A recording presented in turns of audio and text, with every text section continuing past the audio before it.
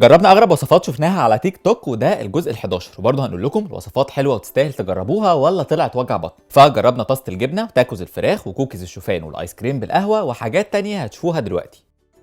بدأنا بطاسة الجبنة بالفراخ اللي شكلها مغري قوي دي. أول حاجة حمرنا فراخ ستريبس لحد ما خدت اللون الذهبي الحلو ده، بعد كده سيحنا معلقة كبيرة زبدة، ضفنا عليهم معلقتين كبار دقيق، قلبناهم مع بعض شوية كده، بعدين ضفنا كوباية لبن بالتدريج لحد ما الدقيق داب تماما وبدأ يغلي. في الخطوة اللي بعد كده زودنا كوباية جبنة موتزاريلا، كوباية ونص شيدر أحمر مبشور، معلش الوصفة دسمة شوية بس خليكم معانا. قعدنا نقلب كتير مش عارفين قد ايه، بس المهم يعني لحد ما الجبن تدوب والخليط يبقى متجانس كده زي ما انتم شايفين. واخر حاجه خالص نتبله برشه ملح وفلفل اسود ونص معلقه صغيره بابريكا. بعد كده وزعنا خليط الجبنه في قالب وحطينا عليه قطع الستريبس اللي كنا حمرناها من شويه، وعشان نكمل اللوحه الحلوه دي زودنا كمان قطع صغيره بسطرمه، بس دي طبعا اختياريه كل واحد حسب ذوقه. الميكس طلع حلو جدا صحيح، صوص الجبنه تقيل قوي لانه مليان جبن ولبن ودقيق، بس طعمه غني قوي، وكل حته فراخ بتبقى متغمسه في صوص الجبنه كده طعمها بيبقى فظيع. عشان كده الوصفه دي دخلناها قائمه تمام.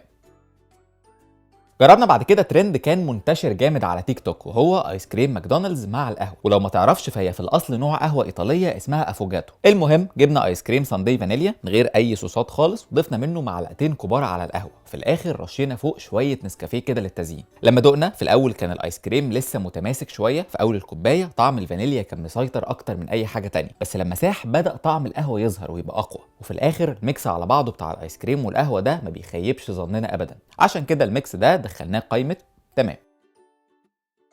دخلنا بعد كده على تاكوز الفراخ، ودي منتشره برضو اليومين دول. استخدمنا نص كيلو فراخ بانيه، ضفنا عليهم بصله متوسطه متقطعه شرايح رفيعه مع نص كوبايه فلفل اخضر متقطع برضو مع زيهم فلفل احمر واصفر. بعد كده تبلنا نص معلقه صغيره ملح ورشه فلفل اسود، معلقه صغيره من بودره الثوم وبودره البصل مع رشه زعتر، وبعدين قلبنا كل الحاجات دي مع بعض كويس عشان الفراخ تشرب من التتبيله. بعد كده جبنا طاسه سخنه حطينا فيها معلقتين كبار زيت وشوحنا الفراخ لحد ما استوت كويس. وهنا بقى في خطوه مهمه جدا، شلنا الفراخ بس ضفنا الخضار في نفس الطاسه، يعني في نفس الجوسز بتاعه الفراخ، وقلبناه شويه لحد ما بدا يدبل كده. بعدين حطينا معلقه صلصه وربع كوبايه ميه، وبعدين هدينا النار وسبناهم حوالي 10 دقائق. بعد كده قطعنا الفراخ شرايح رفيعه خالص زي ما انتم شايفين كده، وضفناها على خليط الخضار وهو لسه على نار هاديه، وقلبنا كله مع بعضه عشان الفراخ تشرب من الصوص اللي بينزل من الخضار مع الصلصه. جبنا بقى عيش التورتيه نزلنا بيه على الخليط ده عشان يشرب شويه من الصوص برده، وفي الجريل رشينا شويه زيت، وبعد كده فردنا العيش على الناحيه اللي فيها الصوص عشان ياخد تحميره خفيفه كده من فوق، وبدانا نزود شويه من خليط الفراخ مع الخضار، معاها بصل متقطع شويه بقدونس. والخطوه اللي بعد كده بقى بتعلي الطعم اكتر، شويه الجبنه الشيدر المبشورين دول اللي بيسيحوا على النار. المهم قفلنا العيش على بعضه، سبناه شويه لحد ما خد لون من الجنبين والجبنه ساحت وشلناه.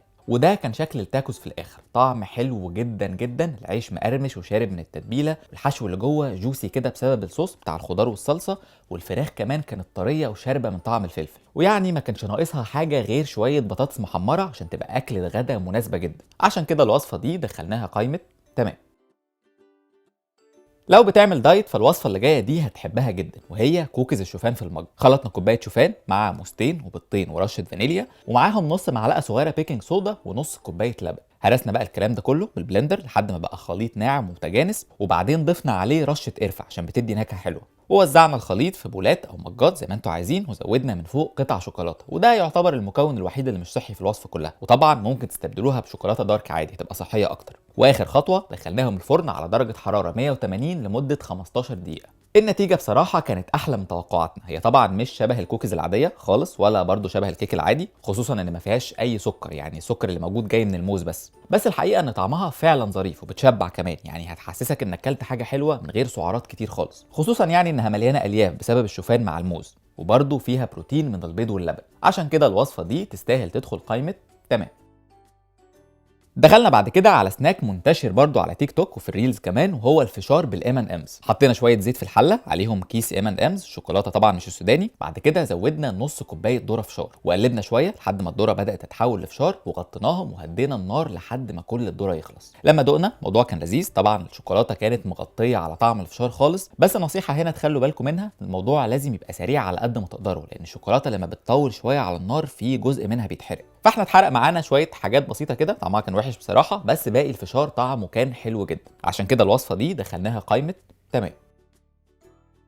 دخلنا بعد كده على وصفه المفروض انها جديده وسريعه كمان، للماك اند تشيز. في نص البايركس حطينا نص قالب جبنه فته وعليه حوالي نص كوبايه جبنه كريمي، وحواليهم وزعنا كيس مكرونه اللي هي الهلاليه دي بتاعه الماكن تشيز. بعدين غطينا المكونات دي كلها باربع كوبايات لبن وغرقناها بقى جبنه شيدر مبشوره من فوق. وفي الاخر وزعنا معلقتين كبار من الهوت صوص، ده طبعا حسب الذوق، يعني انت لو بتحب الحاجات سبايسي اكتر ممكن تضاعف الكميه اللي احنا حطيناها دي. دخلنا بعد كده الصينيه على درجه حراره 200 لمده 40 دقيقه، وبعد ما خرجت قلبناها كده عشان الجبن كلها تدخل مع المكرونه بعد ما استوت وشربت اللبن. وطعم هنا بصراحه كان غريب شويتين، يعني في سن طعم لاذع قريب من الزبادي، ده طبعا بسبب الجبنه الفته، وفي نفس الوقت الطعم تقيل قوي لان المكرونه استوت في اللبن يعني من غير ميه طبعا مع كميه الجبن الكتيره قوي اللي محطوطه دي. وبرده ما كانش فيه طعم مميز، يعني كانها محتاجه ملح وتوابل كده، حاجه كانك بتغمس المكرونه باللبن. عشان كده الوصفه دي دخلناها قائمه وجع بطن. جربنا بعد كده كرات الجزر والبطاطس او زي ما بيسموها كرات الفطار، فبدانا نبشر بطاطسايه وجزره رفيع كده خالص زي ما انتم شايفين، بعدين ضفنا عليهم معلقه كبيره بقدونس متقطع، 4 معالق كبار دقيق مع معلقه كبيره نشا، زودنا كمان بيضه، نص معلقه صغيره ملح، فلفل اسود، وقلبنا بقى كل الحاجات دي مع بعض كويس قوي. شكلنا الخليط لكور صغيره، دخلناها الفريزر 15 دقيقه كده عشان تمسك في بعض كويس، وبعدين سخنا الزيت على نار متوسطه وبدانا نحمر الكرات لحد ما خدت لون ذهبي حلو. لما دقناها لقيناها مقرمشه لذيذه مناسبه يعني فعلا للفطار. الجزر كمان مدي البطاطس طعم مختلف شويه. الوصفه دي ميزتها برضو انها مناسبه للاطفال، ساعتها ممكن تستبدلوا القلي بانكم تحطوها في الفرن او الاير فراير طبعا، بس تاخد دهنه زيت بسيطه. عشان كده الوصفه دي دخلناها قائمه تمام. الوصفه اللي جايه دي بقى غريبه شويه لان مكوناتها مش منطقيه مع بعض، اسمها توست كريمي. بدانا نعملها على نار متوسطه، خلطنا نص كوبايه لبن مع 3 شرايح جبنه شيدر اللي هي بتاعه البرجر دي، وزودنا كمان ربع كوبايه جبنه كريمي، معاهم 3 معالق كبار سكر، مش عارفين دول ليه بس هي الوصفه كده، وقلبنا كل المكونات دي مع بعض لحد ما تدوب ولحد ما القوام يبقى تقيل شويه. وبعدين جبنا شريحتين توست عملنا فيهم تجويف بسيط كده بالمعلقه، ووزعنا شويه من خليط الجبن ودخلناهم الفرن 10 دقائق على درجه حراره 200. بصراحه لما دقنا ما كناش فاهمين حاجه دي حلوه ولا حادقه ولا عايزه تبقى ايه بالظبط، يعني طعم الجبنه الشيدر مع طعم السكر مع الجبنه الكريمي الموضوع كان صعب قوي. عشان كده الوصفه دي طبعا دخلناها قائمه وجع بطن. لو عجبتكم الحلقه اعملوا لها لايك وشير، وقولوا لنا عايزين نجرب وصفات ايه تاني الحلقات الجايه.